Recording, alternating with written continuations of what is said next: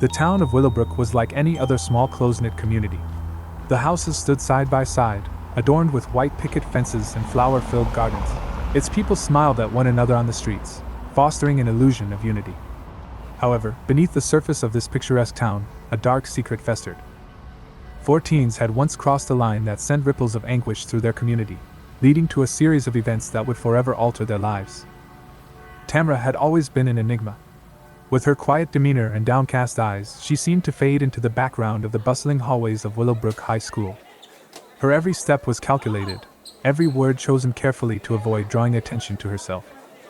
The bullies, on the other hand, were a group of 4: Angela, the ringleader; Tyler, her loyal enforcer; Lisa, the malicious instigator; and Max, the follower who found solace in blending in with the crowd. Tamra had never done anything to deserve their torment, but that didn't seem to matter to the bullies. Their taunts were like daggers to her fragile heart, their laughter echoing in her ears even in the solitude of her own bedroom. Each passing day was a new nightmare, and each night she wished for an escape from the torment she endured.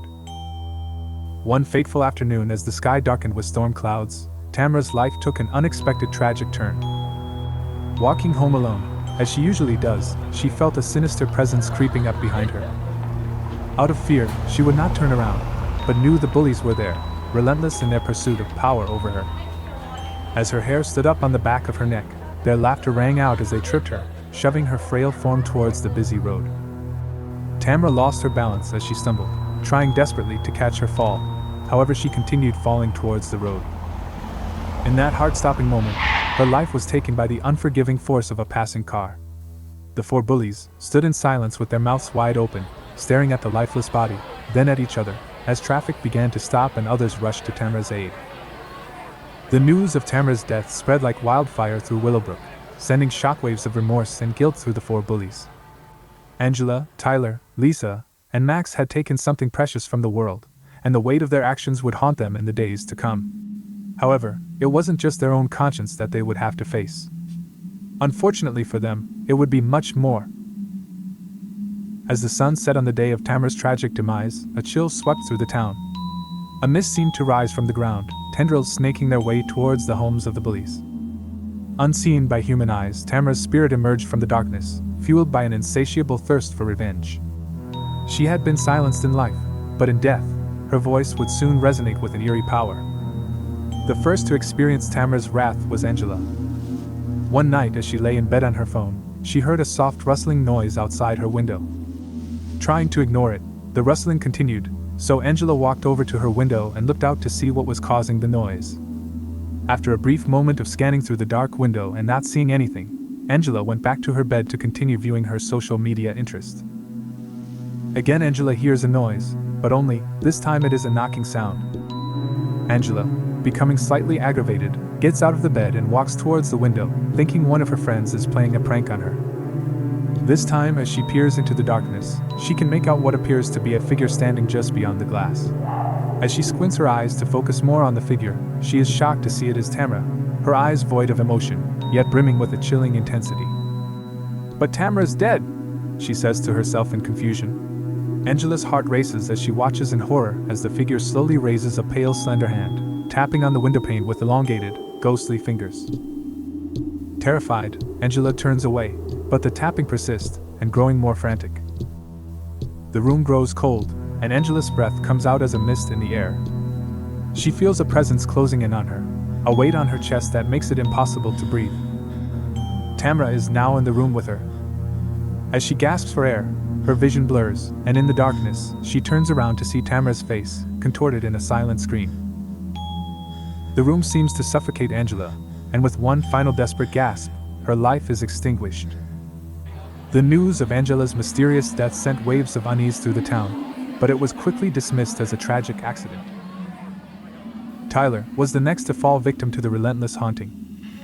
One evening, he found himself alone in his room, the air growing thick with a suffocating tension. As he looks around the room, he can see what appears to be shadows dancing along the walls, twisting and contorting into sinister shapes. He tries to shake off the unease, attributing it to his imagination, but the room grows darker still. A voice, faint but unmistakable, whispers his name, sending shivers down his spine. The voice, which sounds like Tamra, somehow seems to emanate from every corner of the room, as if Tamra's spirit has woven herself into the very fabric of his existence. She can't be alive, he says to himself as he mumbles under his breath and looks around the room in fear. He stumbles back, his heart racing, but no matter where he turns, he cannot escape that chilling whisper. As the walls seem to close in around him, Tyler's panic reaches a crescendo. He clutches his chest, his breathing grows labored, until suddenly, the room falls silent and Tyler's body hits the floor. When they find Tyler's lifeless body, the coroner can offer no explanation for his sudden death. Willow Brook is on edge, gripped by fear and paranoia, with the recent loss of 3 of the town teens. Lisa and Max were no exception. They knew that Tamra's vengeful spirit was responsible, and they were next in line. Lisa's nights were consumed by nightmares. She would wake in a cold sweat, her sheets tangled around her trembling form. Tamra's face haunted her dreams, her eyes accusing, her presence suffocating. Lisa's once carefree laughter was replaced by a constant unease, a feeling that she was being watched even in the safety of her own home.